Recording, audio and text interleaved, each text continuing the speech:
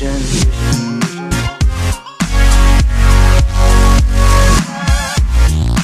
Eh bien, bonsoir à tous.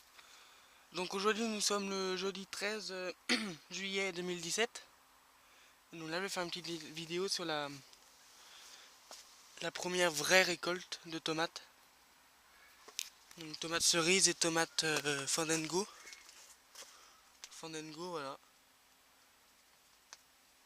Et puis il y a des tomates cœur de pigeon et tomates cerises normales.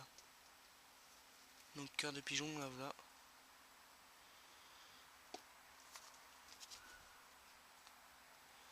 Donc voilà. Une jolie petite récolte pour le mois de juillet. Donc là, en récoltant les tomates, j'ai vu là 2-3 feuilles. Bon là, je les ai coupées, mais là, attaqué par ce satané mildiou là. Ici par exemple. Et ici surtout. Donc ça, je pense que c'est dû à la rosée du matin. Parce que vous voyez là, il reste encore des gouttes. Je sais pas si vous allez bien voir.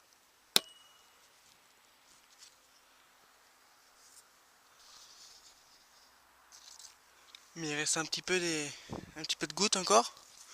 Donc les feuilles se collent à la bâche et puis je pense que c'est comme ça que le mildiou apparaît.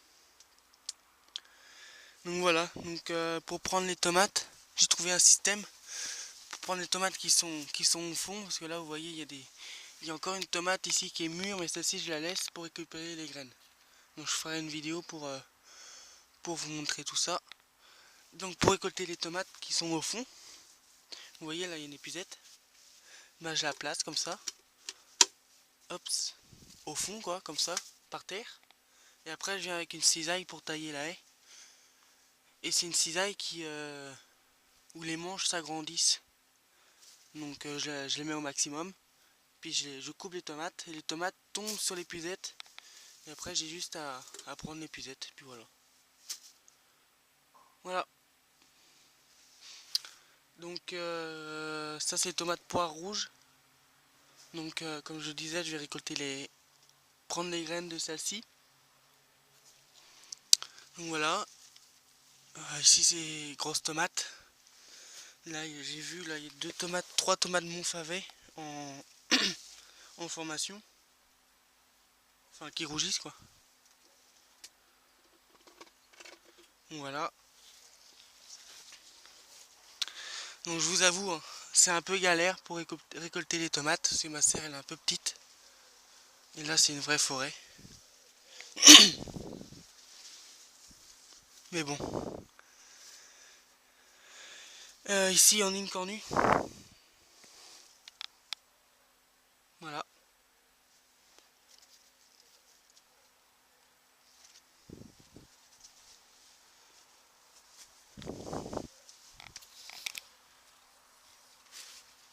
Donc en ne taillant pas les plants, je trouve que j'ai des belles tomates.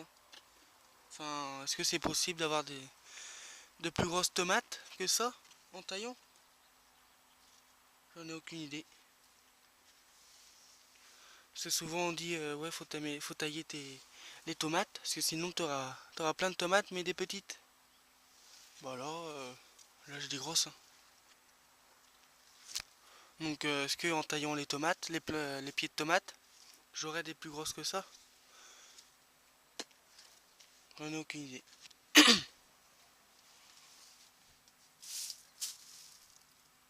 Donc voilà. Donc là il y a une différence de température, enfin vous allez me dire c'est normal, entre le haut et puis le bas. Il y a une sacrée différence. Ici il fait là il fait 17-18. Il n'y a même pas 10 minutes, il faisait 23. Et là il fait 18. Par exemple là il est placé en hauteur. Je le mets en bas, bah il fait 15 quoi. 14-15. Voilà. Donc ici vous allez me demander pourquoi il y a une chambre à air. Parce qu'en fait, Ici il y a une couture et ça fuit. Donc j'ai mis une chambre à air, là j'ai mis une bouteille, vous voyez. Comme ça fait une espèce de bosse et puis l'eau ne peut pas stagner. Ça crée pas de flaque. Donc voilà. Donc aussi là je pense que ça a du mal à sécher parce qu'il y a beaucoup de feuillage et l'air passe pas. Donc c'est un peu à cause de ça que le mildiou là est apparu. Donc là il faut que je fasse quelque chose dans l'allée.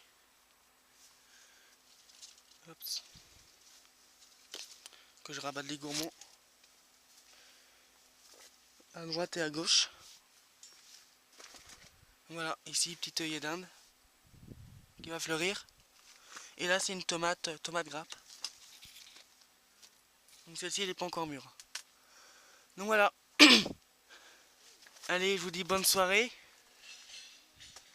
Et puis à bientôt pour d'autres vidéos. Et profitez bien du soleil. Allez, salut!